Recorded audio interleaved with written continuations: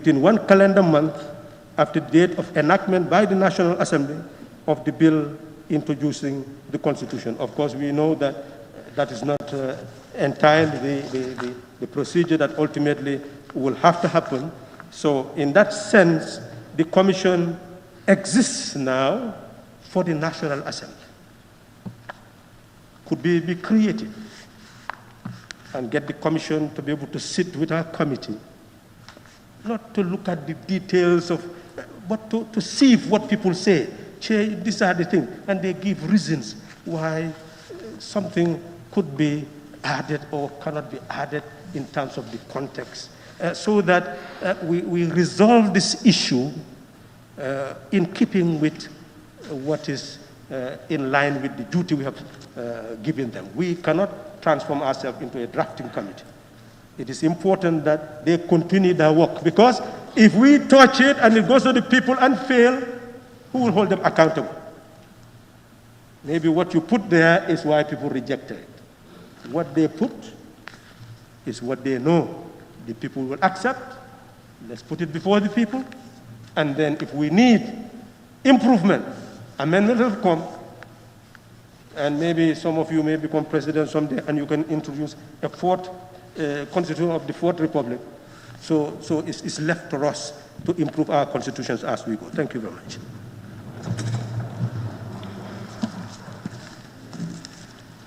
Thank you very much, Honorable Member for Serakunda. May I now call on Honorable Member for Banjul Central.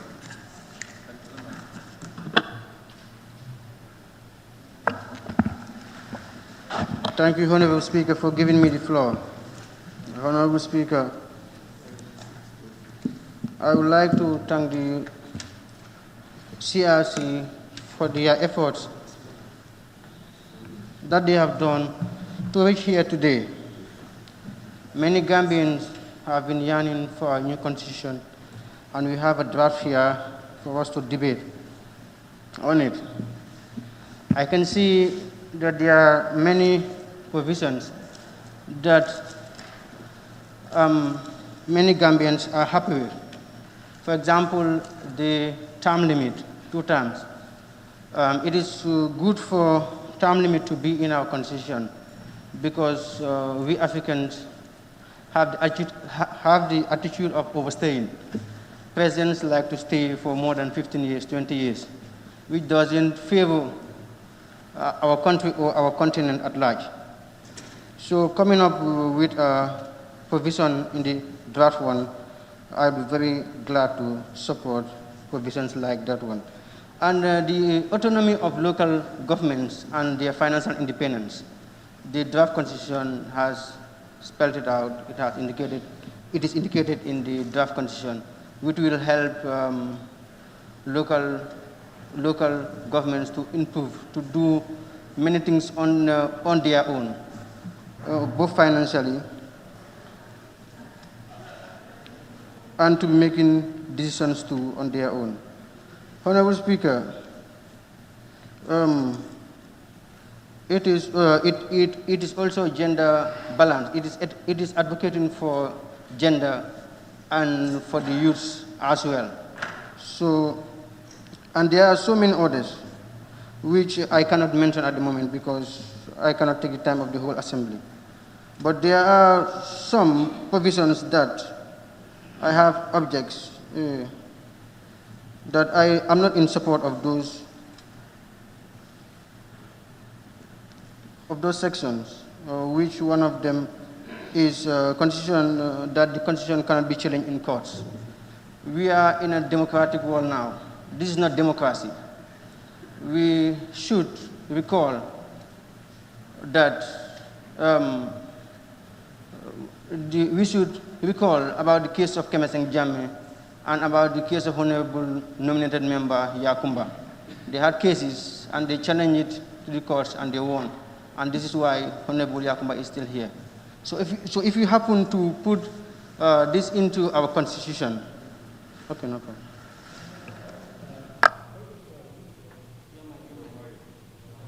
Point of clarification. Honorable Speaker. Honorable Member for Serakunda, point of. Honorable member. His point of clarification, he's allowing me. Do you allow him to? So I allow him. You can go ahead. Honorable Speaker, I just didn't want to extend the debate. The supremacy of the Constitution is also under the 1997 Constitution. You look at it, it's the same. It's almost like a carbon copy. Honorable Speaker, what it is saying is clear that the Constitution and laws of the Gambia. So you may look at the draft Constitution, you will see almost the same thing, is that this Constitution is the supreme law of the Gambia, and any other law found to be inconsistent with any provision of this Constitution shall, to the extent of the inconsistency, be void. So it's the supreme law. It is not saying, in fact, what it's telling you is that if laws are made and actions done that are in contravention, you can go to the courts and challenge it. That's what it is saying. So it's not saying you cannot, you can challenge, and it's in fact giving you the basis to do your challenge. And that's why those cases you mentioned happen. Thank you. Thank you for the clarification. Thank you, Honorable Member for Banjul Central. You may proceed. And secondly, the appointment of judges and ministers. There are some appointments that are political. It cannot come to the parliament, I believe, because appointment of ministers should be from the executive, should be from the president. If we can say that if the president should appoint ministers, cabinet ministers, there should be requirements that the ministers should have qualifications and experience. I will agree. But those things should be left to the executive. There should be separation of power. The powers of all the three arms of government should be given to them. If, like for example, the powers of the National Assembly is limited, or the judiciary or the executive, they will not be able to work properly as they should. And even the appointment of judges. So public appointments should not come here. We have an example here. Just few months ago, some of my colleagues, member for Basse, tried to explain, but he was not mentioning the exact problem that happened here. And the member for Java West, sorry, Java Central. But I will mention it. The appointment of Njai Ndao and Mr. Diba. The debate here was political, we all know. So appointments like that should be left with the executive to do that. Coming to the election of the speaker, I believe the speaker should be from the elected members, not from outside. Ghana is practicing the same thing. The Speaker of the National Assembly will be from the elected members. If the member for Banjul North happen to win the election, a by-election will happen in his constituency, and another member of parliament will replace him, and then he'll be the speaker. So it's fair enough for the speaker to be among the elected members than to be from outside. And I want to talk about citizenship too. We have to be fair enough. We have to give people their rights and their privileges. We have so many Gambians who are outside. And in all our prayers, in all our gatherings, we pray for them to have papers. And we don't want people to have our citizenship here, who have the right and the privileges to have them. We have Gambians, we have a Gambian who was the mayor in the United States, Modu Yaya Cissé, for two terms.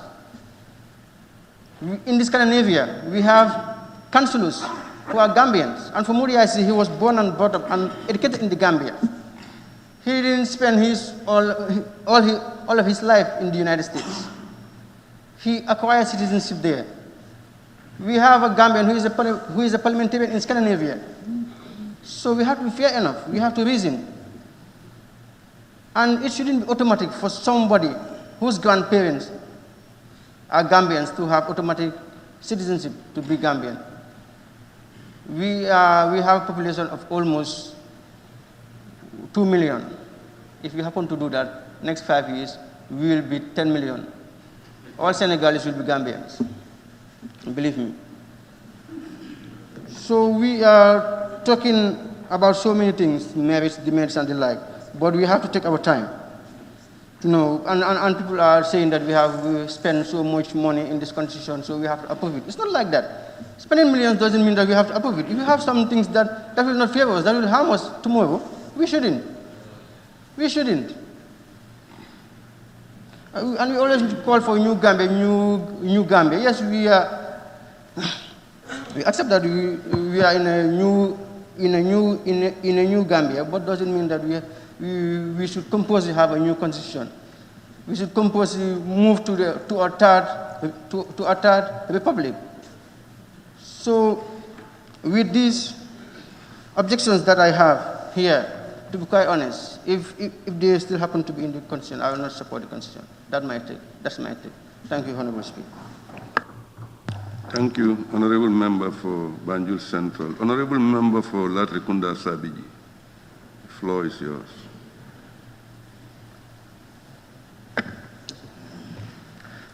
Thank you very much, Honorable Speaker, for giving me the opportunity to take part in this very important debate that we're doing today. And also let me join my colleagues to thank the CRC and then also the Minister of the Executive for the job well done. I said in the section 226 that the first requirement that before the bill is here today has all been met by the executive, and we thank them for the wonderful job. And also, Honorable Speaker, as shared by my honorable colleagues, this is a very important document, and we are in a time that we believe that yes, we need to have a new law in this country to guide our operations. But as said by the Banjul Note, yes, in as much as we want to have a new law, but also we have the right to look at what is embedded in that law. That is key, that's important. Okay, Banjul Center, sorry. Honorable Speaker, I think my take on this draft will be very, very simple and straightforward. Yes, we know the CRC cannot do all. We assigned them. If you look at the CRC, the act that we passed here in 2017, we assigned them to go and do a job for us. 2017. To go and do a job for us. But in that, if you look at it, we've asked them, if you look at the section, let's say 6, that's the functions of the commission, subsection 2D, come downward, you're talking about separations of power. We asked them to go and work on it with the separations of power. Honorable Speaker, nobody, no genuine Gambian will tell you that we're not in support of this draft constitution. No, we are not saying that we're not supporting this. But we are saying that we have an observation on this draft constitution that need to be addressed. Simple. Honorable Speaker, we talk about the term limit. Nobody will tell you that they are not in support of the 2-term limit of the president. Nobody is saying that. But what we are denying here, what we are saying here, is that what I am saying is that I am not going to support any retroactive law. Mark my words. This is what I say. I am not saying that I am not supporting the 2-term limit of the president. And this is the key. This is important. We need to know this. Honorable Speaker, if you look at the powers given to the National Assembly, I believe we need a separation of power. National Assembly should be independent. So are the judiciary and the executive to do their job. Now, the appointment of Chief Justice, if you look at the section 190, it's talking about nominated by the President in consultation with JSC, that's the Judicial Service Commission. And I think that the Judicial Service Commission is competent enough to identify the people who are going to occupy those positions. So I am totally against saying the appointment of Chief Justice should come to the National Assembly. I didn't buy that idea. I am not supporting that section of the law.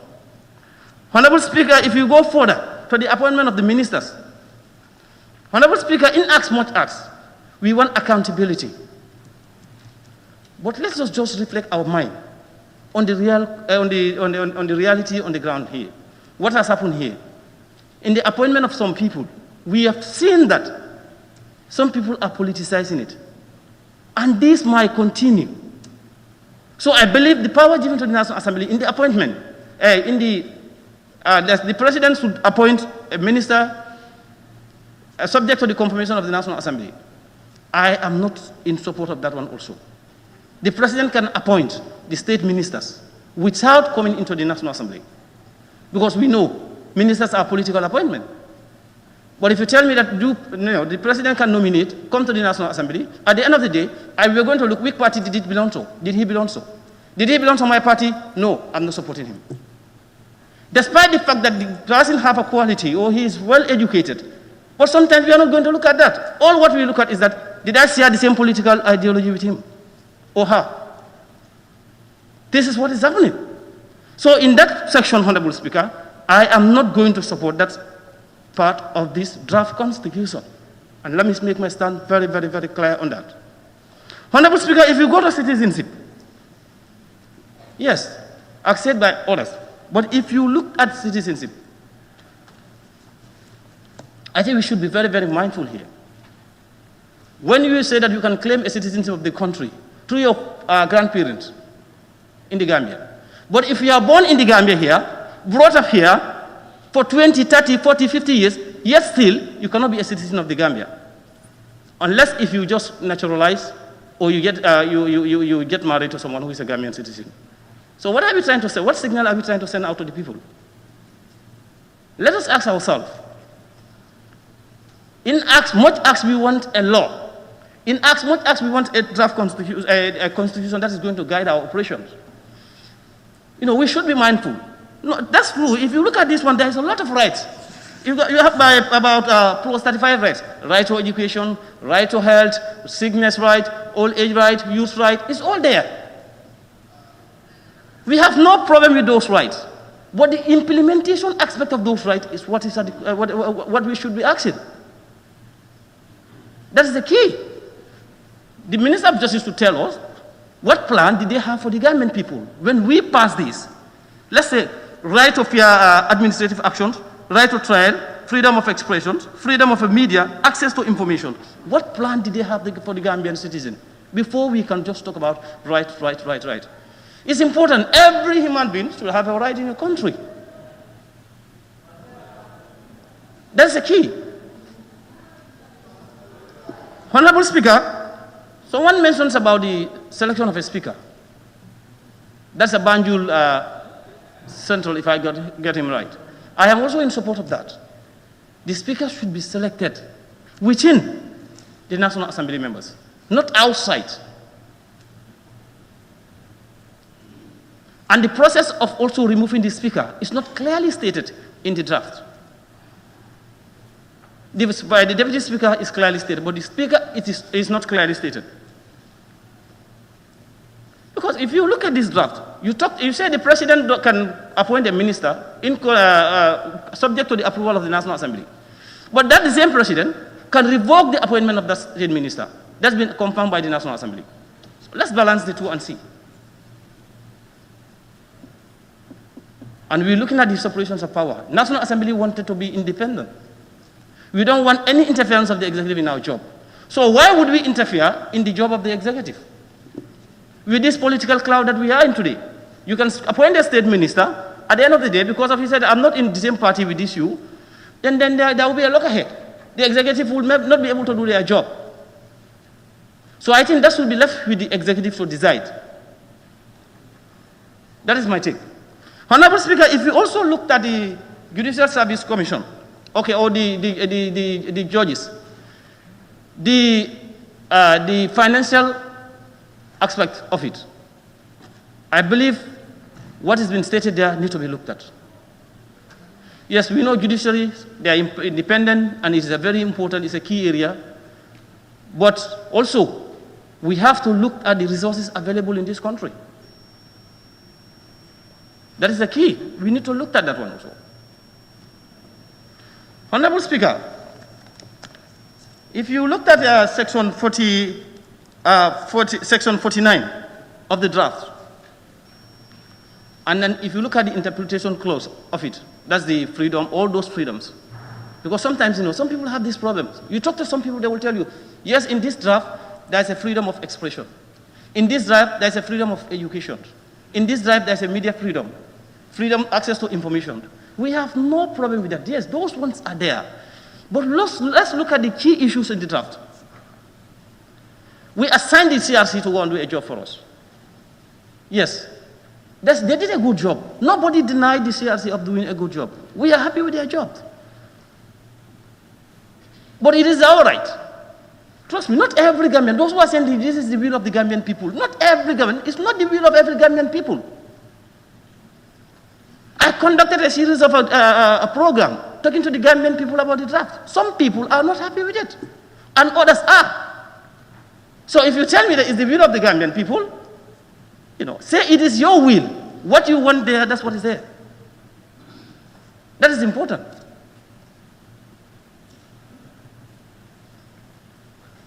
Honorable Speaker, I think we let me just make it very, very short. That we just propose those amendments. That's one. Okay, sorry. One, I am not supporting any retroactive law in this draft. That is my first step. I am not supporting the retroactive law. That the terms of I'm supporting the term limit. That's 2 term limit. That's fine. But I cannot support a retroactive law. And also the appointment of the executive, and then also the Chief Justice and the judges of the superior courts. That aspect of it, I'm not supporting it also as well. And then let me make myself clear, if there cannot be amendment to those ones, then my vote for this draft is big no. Thank you. Thank you, Honorable Member. May I now call on Honorable Member for Brikama North. Brikama North, the floor is yours. Thank you very much, Mr. Speaker. This is yet another historic moment. Any parliamentarian privileged to be part of this will add value to your profile. Something that is happening had never happened 55 years as a nation. To have a constitution built by the people and presented to the representative of the people for promulgation is historic and worth mentioning. Having said so, Mr. Speaker, it could be recalled that in 1960, there was a constitution, even though not independent constitution as such, called the Governor Windi Constitution, that resulted to the first election in 1961. Unlike this constitution, perhaps, it came without that broader-based consultation to give the wishes and aspirations of the people, and the election resulted to controversy. Thereafter, the governor appointment to the executive, P.S. Njai as chief minister, and Sadado and others as members of the executive, some of them had to resign. In that event, from 4th to 11th May 1961, and from 24th to 27th July 1961, there were constitutional conferences to address those issues. And yet another constitution was developed and second election conducted. Then Sir Dauda, his party forming the majority, was appointed as Premier Minister. The Gambia went for a referendum, but fell short to get the total requirement and could not get the self-governance. Sir Dawda was appointed as Premier Minister. Gambia got independence in 1965, but under the rule of the colonial masters, Sir Dawda appointed as Prime Minister in 1965. The country still yearned for a full-fledged independence. And what brought about the full-fledged independence to the nation was the 24th April 1970 referendum, where the country got the total requirement and got the full-fledged independence. Then Sir Dawda became the first president of the First Republic of the Gambia as a result of the Constitution. Then in 1994, there came the military junta, the Constitution was suspended, and the country was ruled by degree for almost 2 years. August 8, 1996, we went to a referendum to vote in for a new constitution. Of course, there were consultations, as earlier on alluded by Honorable Member for Woodley West. But some of us, even though at that time we were not that much politically aware, we were involved. The manner in which that consultation went and the manner in which this consultation went, they are far apart. I will not say there was no consultation, but I could say there is vast difference, the approach and the manner, everything involved. When the Constitutional Review Commission submitted its reports, it was not to the National Assembly that it was presented, but to the military junta. And then the people raised concern regarding whether their wishes and aspirations were captured in the first draft constitution. Observations were made that there were a lot of omissions in the first draft. Instead for the Constitutional Review Commission to go back to the people and redraft what they feel were omitted, it was the military junta that revised that draft constitution. It was that revised constitution, revised by the military junta, that was put to the national referendum. It was said here, the 1997 constitution, even though was voted to the referendum on August 8, 1986, was promulgated when the new National Assembly came in 1997. This constitution, according to a member, suffered a great deal of amendment. To one extent, even entering clause was amended. And then what we saw, a country with a constitution, but the constitution that one would say the executive has overpowered the constitution. 2016, the Gambians saw the need, there is a need for change. And in that change, fundamental in the principle to call for change is to review the 1997 Constitution to provide a constitution that can provide good governance in this country. This was very key. Madam Speaker, December 2017, the National Assembly enacted the Constitutional Review Act. June 2018, the President ascended to the Constitutional Review Act. And then the Constitutional Review Committee is to provide for establishment of the Constitution, to draft the Constitution, and then the process to guide the drafting of the Constitution and the promulgating of the new Constitution for the Gambia. The CRC was established and then sworn in by the President on the 4th June 2018, the CRC first conducted what they call the pre-consultation visits to all the regional administrators and authorities. And then the CRC conducted a wide range of consultation within the country and diaspora. And then they prepared finally their draft constitution that was published on the 15th November 2019.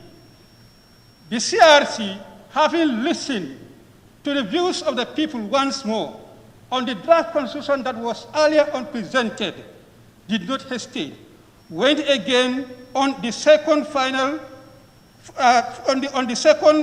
publication of the constitution, and then informed and solicited the feedback on the draft constitution.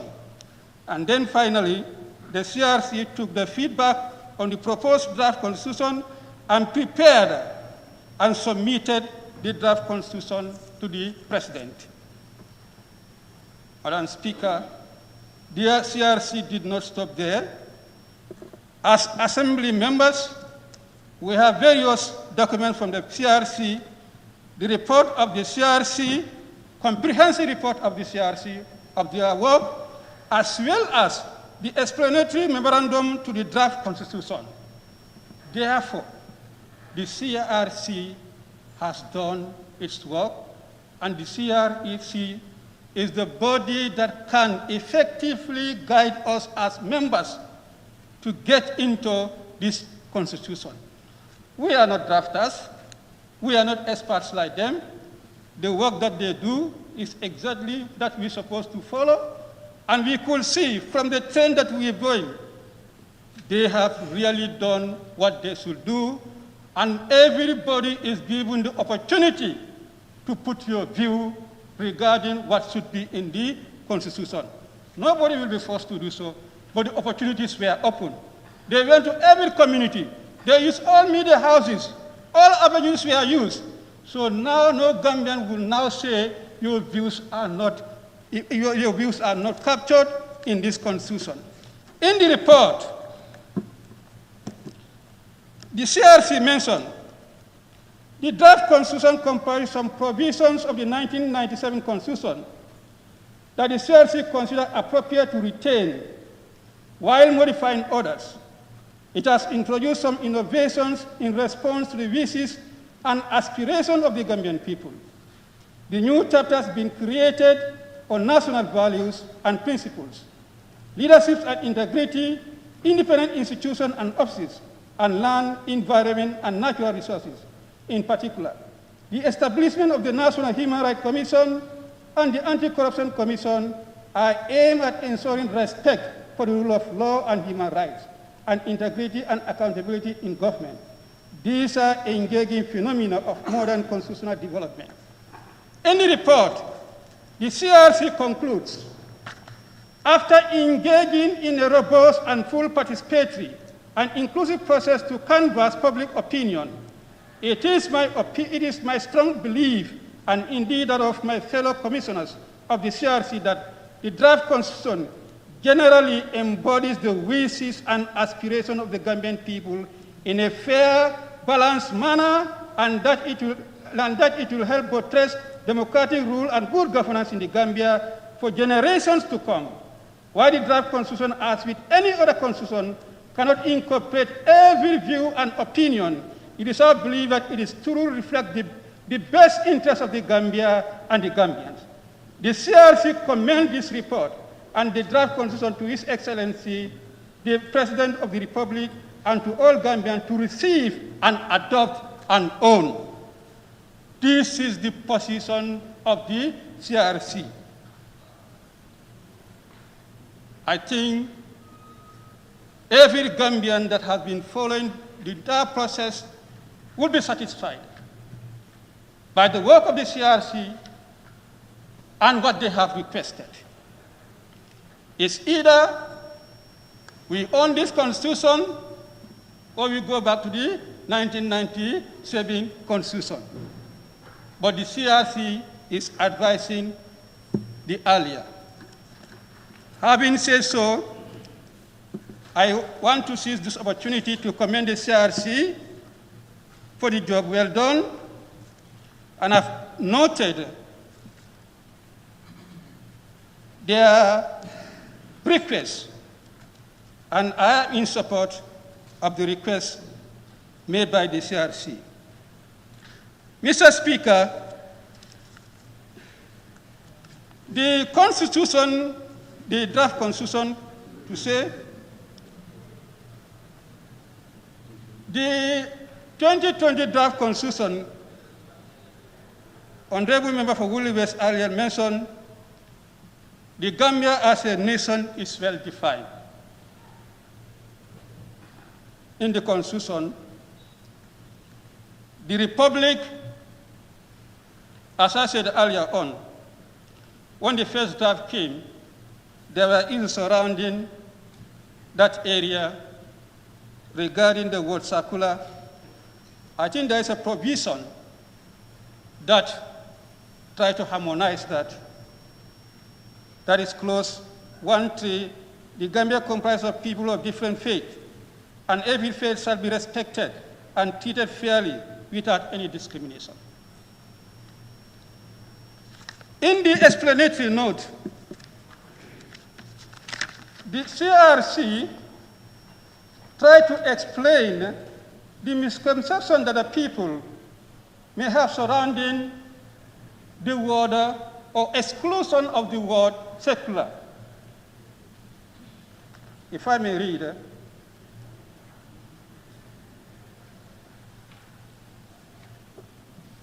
restoring Section 1 to this original position in accordance with the decision of the Supreme Court.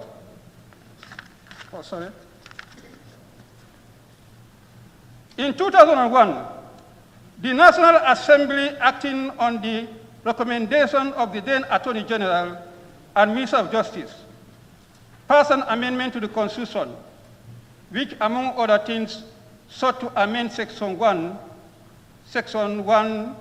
to declare the Gambia as a secular sovereign republic. That section, being an entrenched clause in the 1997 Constitution, was never advanced to a referendum for approval by the people. Consequently, Kemesi Jammeh initiated legal action before the Supreme Court, which declared the proposed amendment to be unconstitutional. This effectively restores Section 1 to its original image, declaring the Gambia as sovereign republic. Unfortunately, the revised edition of the Law of the Gambia of the 2009, instead of clearly restoring the Section 1 to its original position in accordance with the decision of the Supreme Court, as it should have done, left the word secular in the section and provided asterisk referring to the cause brought by Kemesi Jammeh. Constitutional position, therefore, is that Section 1 of 1997 Constitution remain as it was originally approved at the referendum adopted in 1997 Constitution. With that being, there is no word secular in the current Constitution. So there is no point to say CRC has omitted the word secular in the Constitution. But now when people's views were advanced, concerns were raised, I think the clause that I earlier on read tend to harmonize the situation.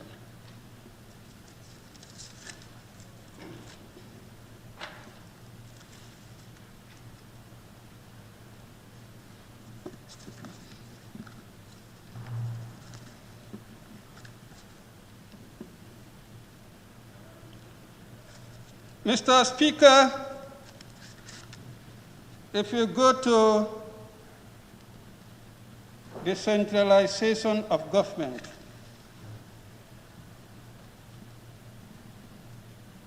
the point mentioned here, the government and the local government authorities shall cooperate and work with each other to promote the interests of all people, the interests of all Gambians, for development of each administrative area, unity, cohesion, peace between and among all Gambians. This is very fundamental and very key in a multi-democratic nation, at times we may have a government in power that may not have local authorities, but there's a need for them to cooperate and work together. So having this in the provision, I think, is a new development that can harmonize the coexistence between the central government and then the local government. The national values.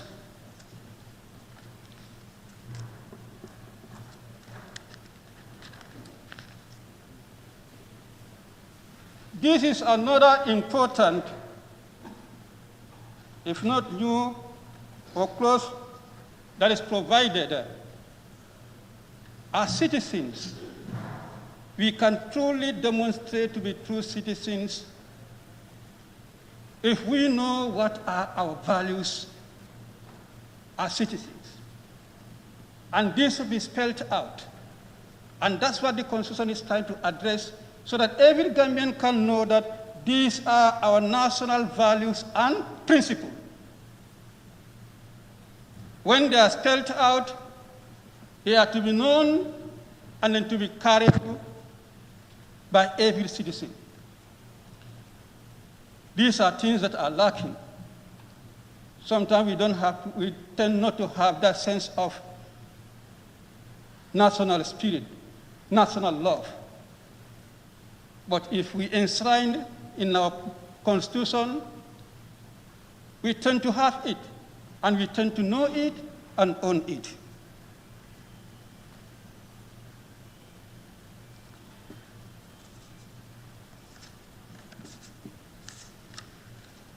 Under culture,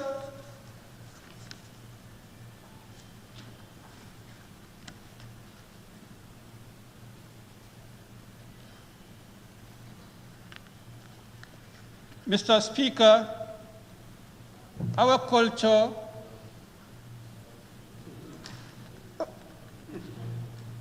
is it Madam Speaker? Oh, Madam Speaker, I'm sorry. Madam Speaker, some of us are culturists, and we love anything that can promote our culture.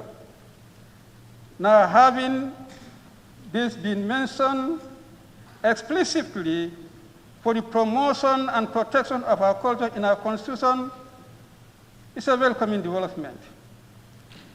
Our culture needs to be preserved. Our cultural sites needs to be protected.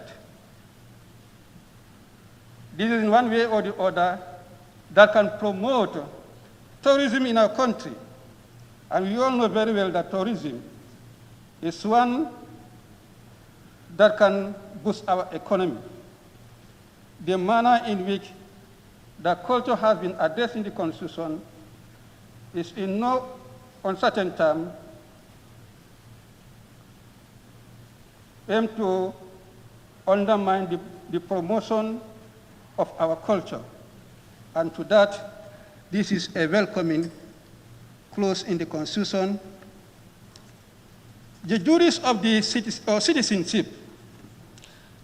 Mr. Speaker, or Madam Speaker, rather, if you look at citizenship in this Constitution, it has clearly defined what citizenship is. By birth, instead of saying citizenship by birth or by descent. Citizenship by birth. And who is a citizen? If you have been a citizen prior to the commencement of this Constitution, you maintain your citizenship.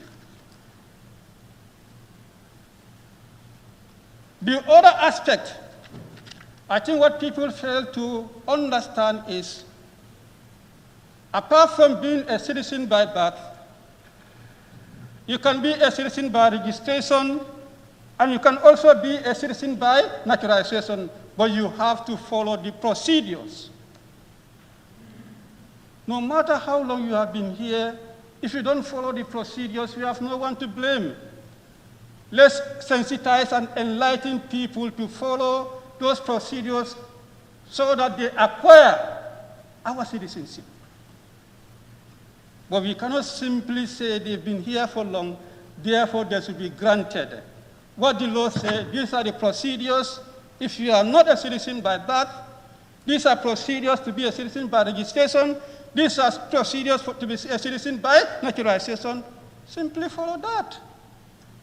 There is no ambiguity with that. However, Madam Speaker, under citizenship, the child of not more than 8 years of age, found in the Gambia whose parents are not known, shall be presumed to be a citizen of the Gambia by birth. That one, perhaps, when we get to the committee stage, or when we are to consult, CRC once more, we need technical explanation to that.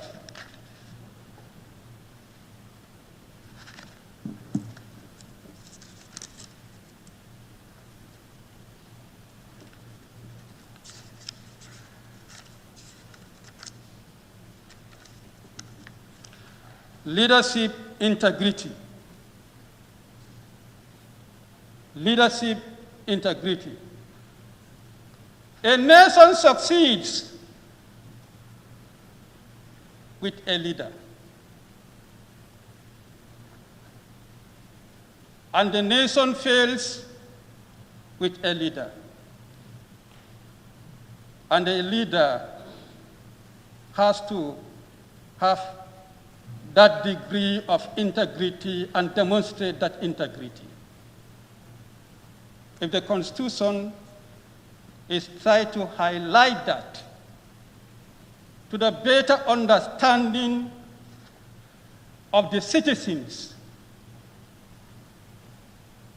it is our belief that we will put in leaders who have acquired that level of leadership and integrity, because it is in our book.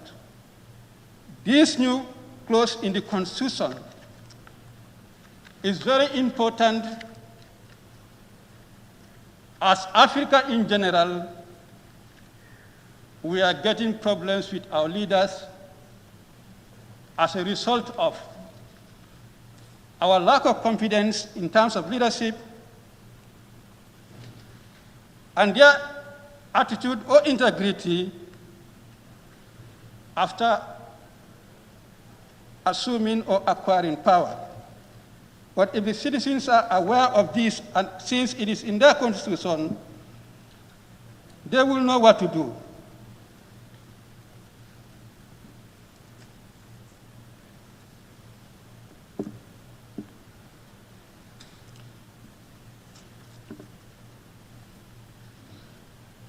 It went further to highlight the responsibilities of leadership. And these responsibilities clearly show what a leader is responsible to do. This is cross-cutting, applying to every office, every institution. Wherever you are a leader. What is expected of you to run that particular office or institution?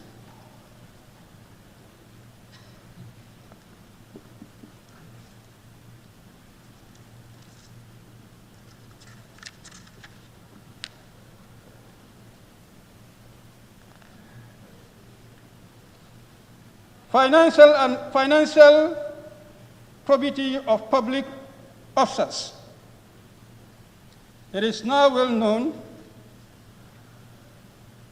that if you receive any gift or donation in the name of the state, that should be delivered to the state through the Anti-Corruption Commission. This is also another welcoming development, and if done as stated, will be a way to check corruption in the government and in any public offices as well.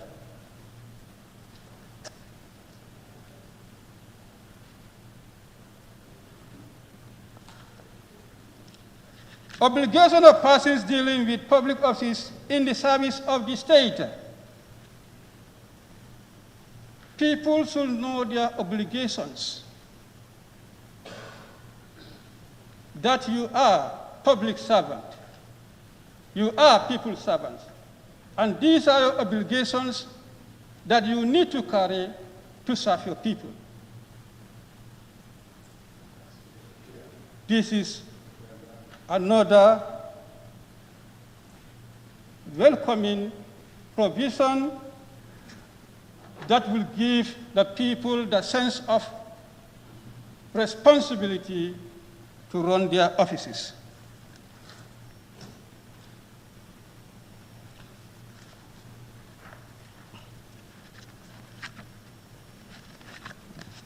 In the previous constitution, 1997 constitution, we have the fundamental human rights and freedoms. But the manner in which this constitution has designed this particular area is well commendable. You have part 1 as the general provision for the fundamental human rights, and part 2 for the specific rights and freedom.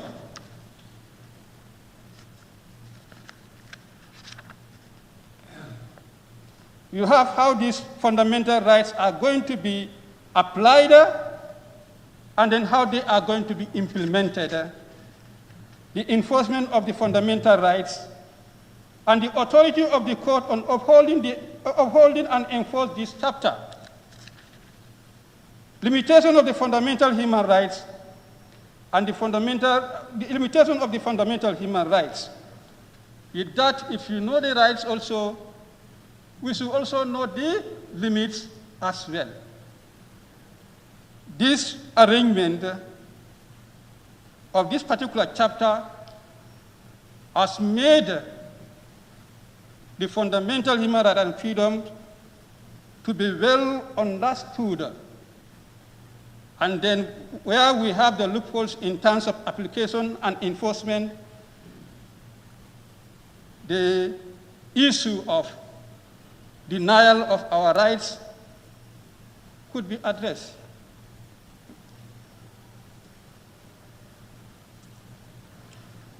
The Independent Boundary and Electoral Commission.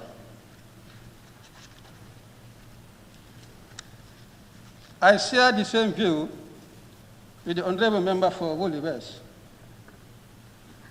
I believe the nomenclature, the Independent Boundary and Electoral Commission, does not actually speak for the purpose, in the sense, independent boundaries. I think the honor lies on the Electoral Commission, not the boundaries.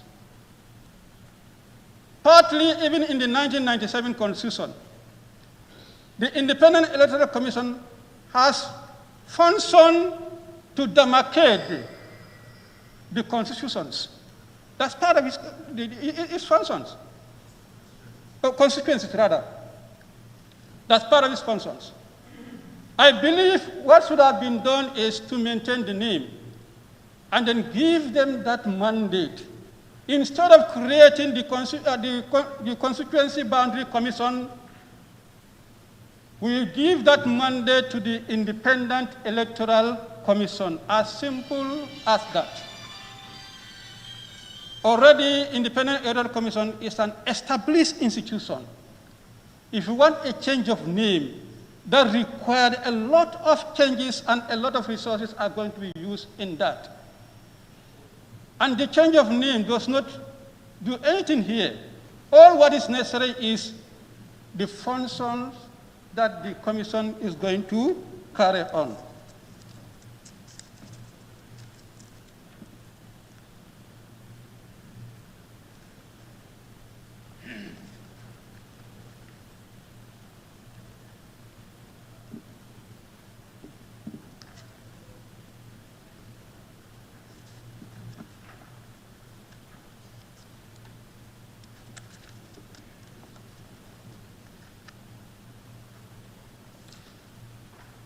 Under executive, the draft constitution ably arranged in a way that we have various parts, the guiding principle of the executive authority and general duties. Office and powers, the office of president, powers and duties.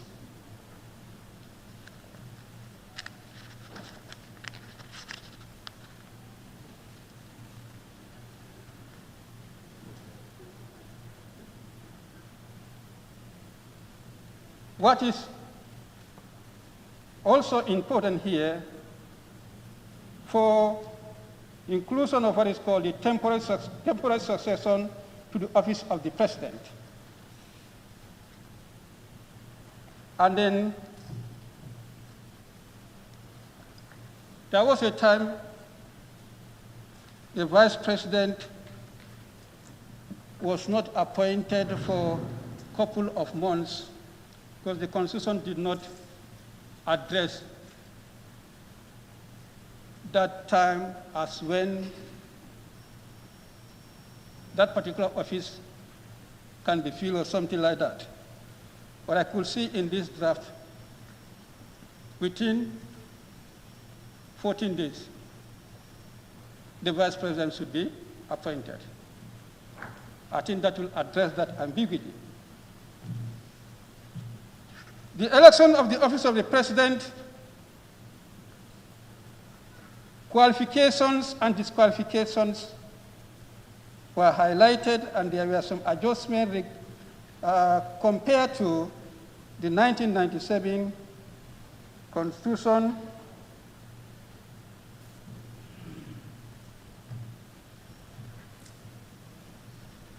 I will wait until when we make the come to stage, but so far it is inclusive. Constitution should not be made in a way to, if we are advocating for franchise, you have the right to vote, but at the same time also the right to be voted for. The law should not be stringent enough to make that exclusion as such. And I could see that in the draft to take care of the situation and harmonize the situation as well.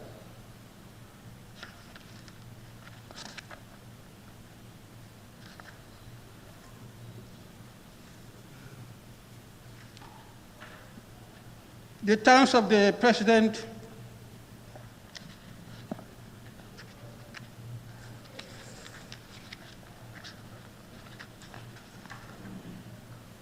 when we say president, it's not a person, it's the office. That's what we should understand. When we say the Constitution, it's not the president or the person that is the nation. Under that, this Constitution is addressing the office. And the CRC did express that the Constitution is meant for the executive not to perpetuate itself to power. And we all would agree that what has been strongly been advocated as a result of change is this issue of term limit, 2 terms.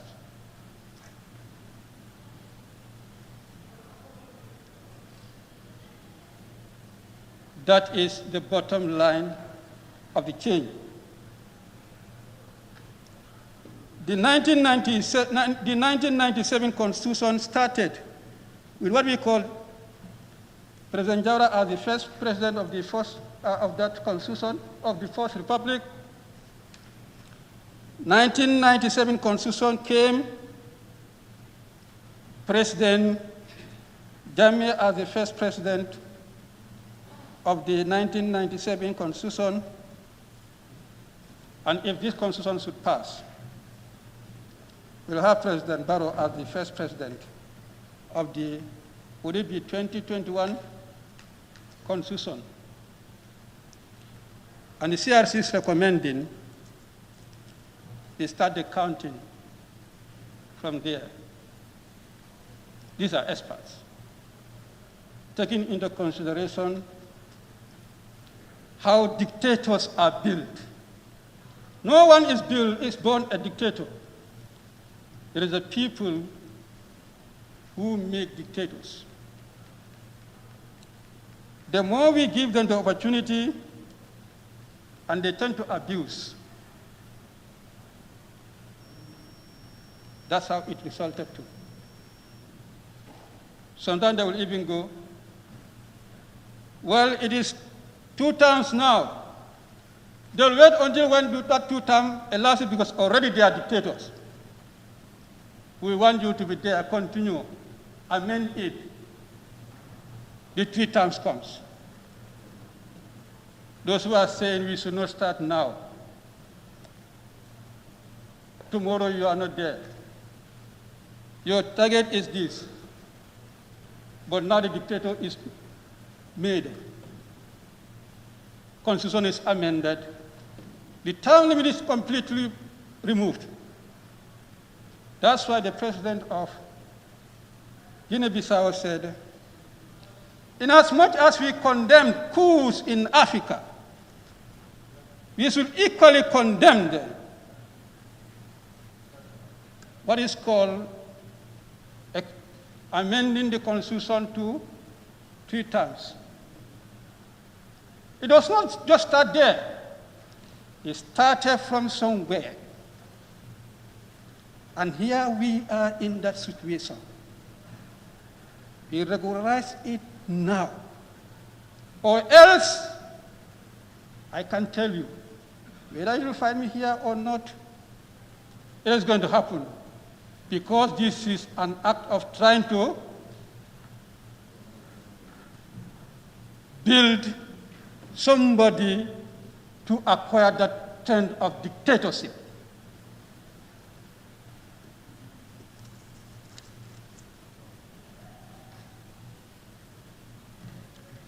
The appointment of ministers. These are best practice elsewhere. The qualifications are there, disqualifications are there. And the executive has the power to do the nominations. The National Assembly scrutinizes. If we are doing for other public offices, we did it here, Ombudsman. What is wrong for cabinet minister? The Ombudsman, we did it here.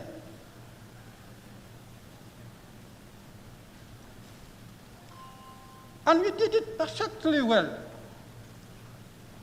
I believe this is a welcoming development. We all know very well there are certain cabinet ministers, if at all they should be put before the National Assembly for scrutiny, they will not be in that office. Anytime they come here, we'll express our disappointment. The way they treat issues, and the way even they address this August Assembly. We say fine, the people's representatives should be given the opportunity to scrutinize who should better work with the president to serve the nation. They say we should leave that. I think this is also a new development. Finally, Madam Speaker, local government, we have the chiefs supposed to be elected as it used to be.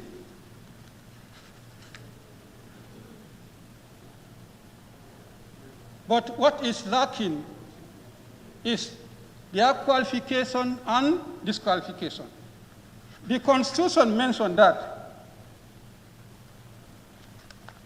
or the draft Constitution rather, the institution and election of appointment of Shefo and Alcalo, the institution of the office of the Shefo and Alcalo as recognized and established by the customs and usage, and the non-abolition of such offices is hereby guaranteed and preserved.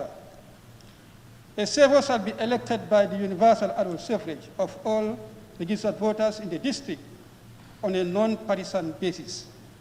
That's just that about Shefo. If you talk about their election, I think you should also talk about their qualifications and disqualifications. Because in the First Republic, it was the government that will identify, or people will apply and they will select candidates. Sometimes they will say you come from those from the ruling clan or something like that are the ones who are given the ballot boxes to contest. And then sometimes this is done on political line. But now when the appointment came, whether you are from that ruling clan or not, people are appointed. In the same vein also, even election, it was only the yard owners that used to vote. Now voting has been addressed, but who are qualified or disqualified to contest for the chieftaincy, I think that should be addressed in the Constitution. On that note, Madam Speaker, I thank you so much for giving me the floor. And once more, I thank the CRLC, through the chairperson, the able chairperson, for a job well done. And I urge the August Assembly to adhere to the submission of the Commission, that is to receive, adopt, and on this Constitution as the way forward. Thank you. Thank you very much. Honorable Member for Nyamina East, Sierra. Nyamina East. Okay.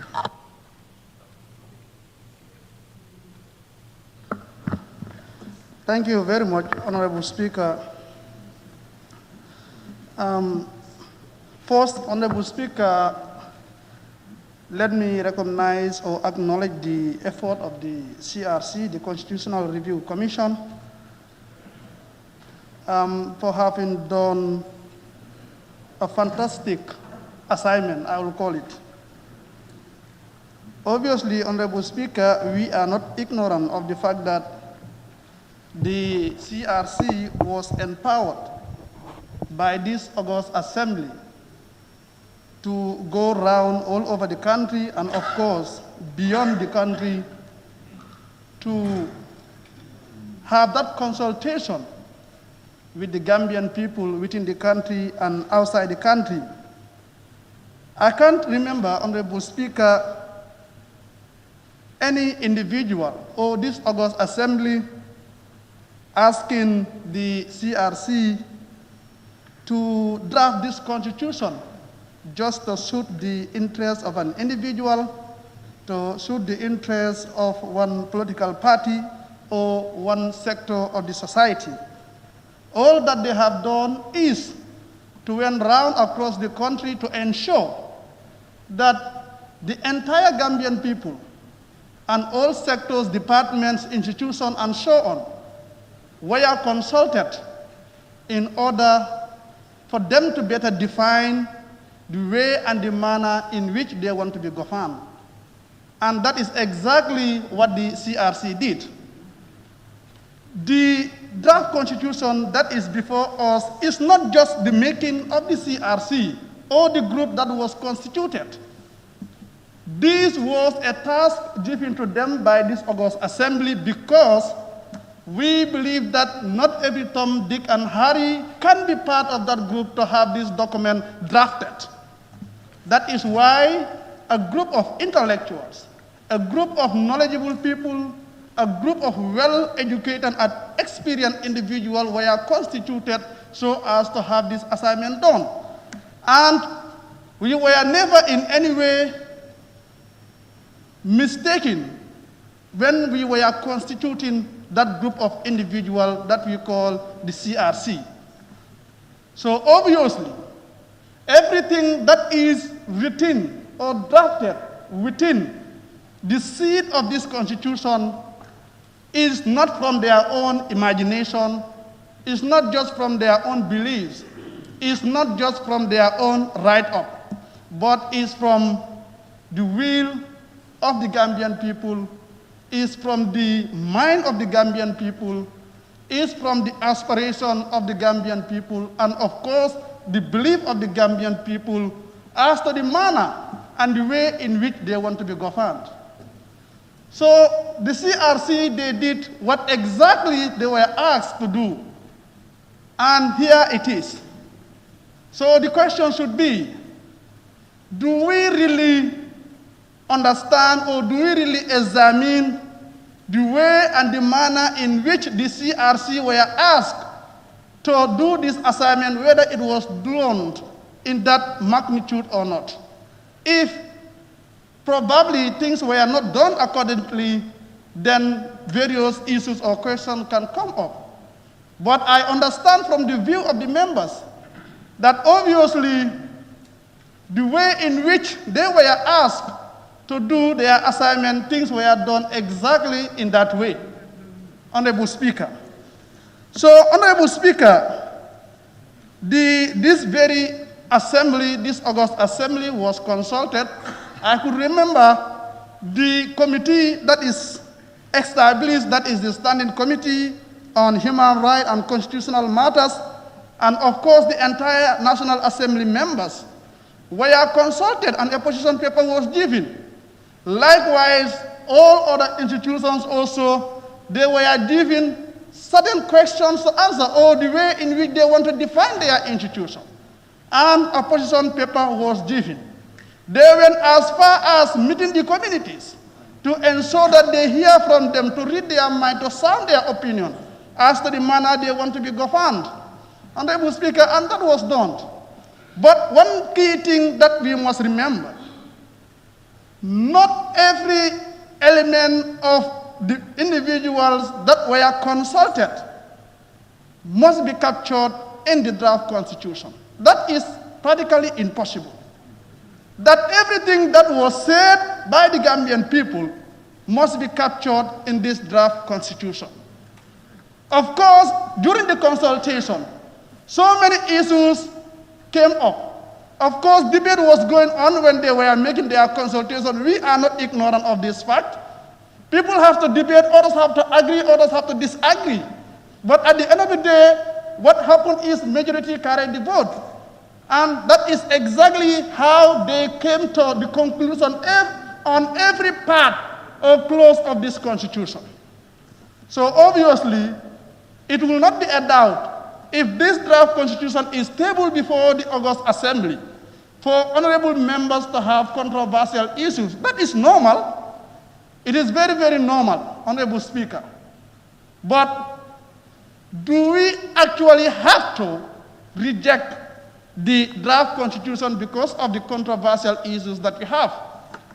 Like I said earlier, every one of you and those that are outside listening to you, those who elected us here in this August Assembly, they also have issues that are not just captured in this draft constitution. But like I said, majority carried the votes. So the assignment and the work now that we should do as honorable members, we are just a portion of the general public. And from here, we must understand that this might move to another level and to another level, up to the level of referendum, that we know. So meaning our task here is not just to discuss about this here, but the people outside who elected us must understand every element of this constitution before one will vote either yes or no. Honorable Speaker, that is very important. Honorable Speaker, as most of the members, of course, raise controversial issues or issues of concern, I must also raise some of the concerns that I have, Honorable Speaker. If you get to the draft constitution, Honorable Speaker, I have seen that obviously section 1953 of the draft, 1953 of the draft, which states that the National Assembly shall not reduce the budget of the judiciary below the amount approved in the preceding year. Obviously, Honorable Speaker, in as much as the National Assembly is concerned, we must not undermine certain things if we believe and if we are given the powers by this constitution that we are the ultimate institution to allocate resources of this country. Obviously, we have the right to touch every sector of the budget. What of, Honorable Speaker, if we are able to touch other institutions, like you talk of other ministries, but not the judiciary? Honorable Speaker, that does not sound well to me. Every sector or every ministry, as long as budget scrutiny is concerned, we must be given the mandate. And here we are, that mandate must be here for us to touch every sector that we deem fit should be touched. Honorable Speaker, that is very important, but we cannot have that segregation within the ministries. Honorable Speaker. Honorable Speaker, another point that I have regarding the draft is the term limit, Honorable Speaker. I know most of the honorable members did emphasize about the issue of the term limit. Yes, Honorable Speaker, which is very important, but we must understand the rationale behind this.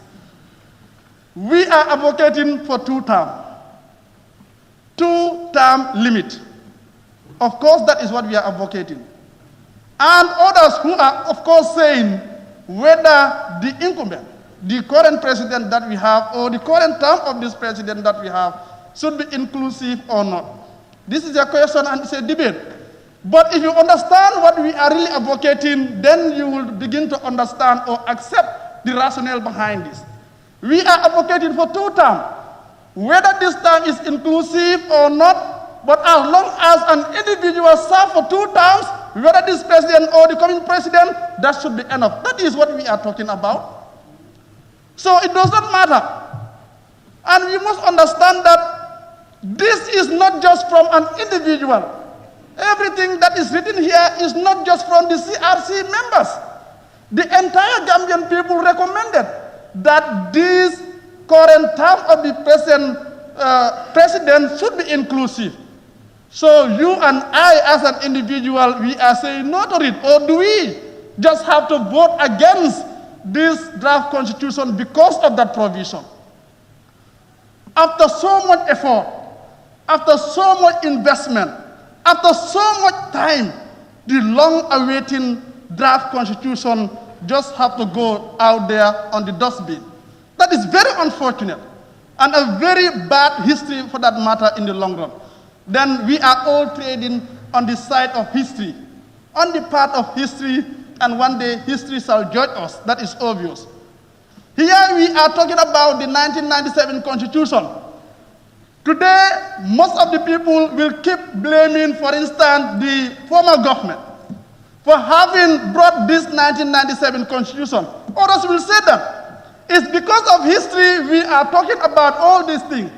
Today it is our time, we have the opportunity, we have the chance to start correcting some of the things that we believe that they are wrong. So obviously because of one element, because of 2 elements or controversial things that you have in the Constitution, that should not just make you to throw out this Constitution. Because your vote matters. Your vote counts a lot, as long as the draft is concerned. Honorable Speaker. So that is the concept, and that is the belief. Whosoever starting from now, this is the view of the Gambian people, is the belief, and this is what they want. So obviously, after going around the entire country and beyond the country, having accepted this and it is drafted, you have nothing to tell us, you have nothing to do but just to say no against this constitution because of that provision. The advocacy is 2 terms. An individual serving 2 terms, then you have to lead the way. This is what we are talking about, Honorable Speaker. The other point, Honorable Speaker, is about the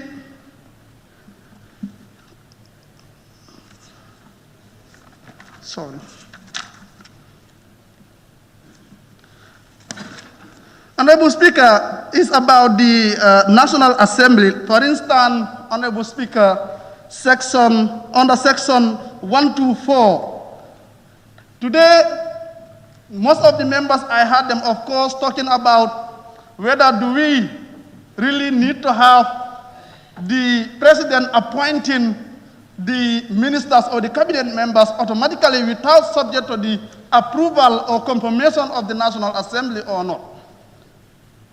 Honorable Speaker, I have a different view. In as much as we want to promote independent institutions among or within the 4 arms of government, that is the legislative, of course you have the judiciary, and of course the executive. My view and my take is that, Honorable Speaker, we have to leave everything on the hands of the executive, of course I mean the president, to do this appointment. We should not have any hand as an oversight institution to be part of the appointment of the ministers. That is my take, that is my belief, Honorable Speaker. The National Assembly is given the power if you are not satisfied with any minister appointed. If any minister happens to commit something that is to the detriment of the Gambian people, of course, you have the right to cast a vote of no confidence on that very minister. That chance is there. So the issue of competency that can always be ascertained by this National Assembly as long as oversight function is concerned. This we must note, Honorable Speaker. Honorable Speaker, in conclusion, like I alluded earlier, Honorable Speaker, here we are, and we are not ignorant of the effort of the CRC. We are very much aware what they have done, and the entire process was actually accurate, because I didn't have, of course, any member challenging the process that was undertaken. Honorable Speaker, obviously, like I said, every institution, every department, every sector of this very great nation, they have issues that are not obviously captured by the CRC. And these are things that can be remedied in the long run. Honorable Speaker, as a result of that, one does not just have to reject the entire constitution because you are not in agreement with what the CRC recommended or what the Gambian people recommended as per the term limit and the inclusion of this current term of the president, Honorable Speaker. Honorable Speaker, one does not just have to reject this present constitution, this draft constitution, because of a right that forms part of the draft constitution that obviously the government does not have the capacity to fulfill. These are things that we can correct in the long run, Honorable Speaker. One does not just have to throw out this draft constitution, Honorable Speaker, because of what? You are not in agreement with the draft constitution simply because you are in support of the 1997 constitution. We all cried, we all struggled, we all battled throughout in the past years to ensure that we have this reform done. And now that it is here, you have no other idea, you have no other suggestion, but to tell the individuals who are out there, your electorate, I mean, because we are seeing what is going on, Honorable Speaker. Having accepted this, at the end of the day, you go out there, start campaigning people to vote against this, it means you are actually jeopardizing the will of the Gambian people. Because considering the fact that 70% or 75% of the people out there are not educated, they are not aware of this, and it is your duty. It is our responsibility to enlighten people, to educate people, to let them know what actually this document entails. You fail to do that, you have nothing to do but to poison the mind of the people, the electorate out there. to vote against this constitution. History will judge you for that. Always remember that, bear that in your mind. So it is our duty. I will urge all honorable members who are here. It is not just one thing to play. Accepting this year or rejecting this year is one thing. But at the end of the day, if we should move to another level, especially the level of referendum, obviously we have another part to play. Considering the threshold, 50% turn out, 75% yes, which is very high.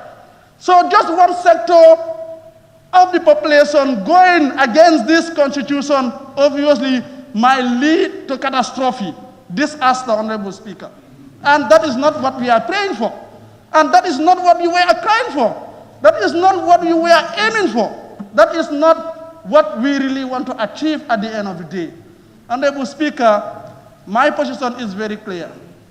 And what I am urging other members to do, because of the one element controversial thing that you have in this constitution, should not make you to vote against this constitution. Thank you very much. Voting against the constitution means you are voting in favor of the 1997 constitution, which we were crying for. Thank you. Thank you. Thank you, honorable members. I observe that there are some honorable members who've been sitting for more than 4.5 hours, and some have been going in and out. So I think it's only fair that we take a short break for lunch and stretch our legs and come back. It's 3 o'clock. 3 o'clock. Do we say we come back at 3:30, 3:45, or 4 o'clock? What's the consensus?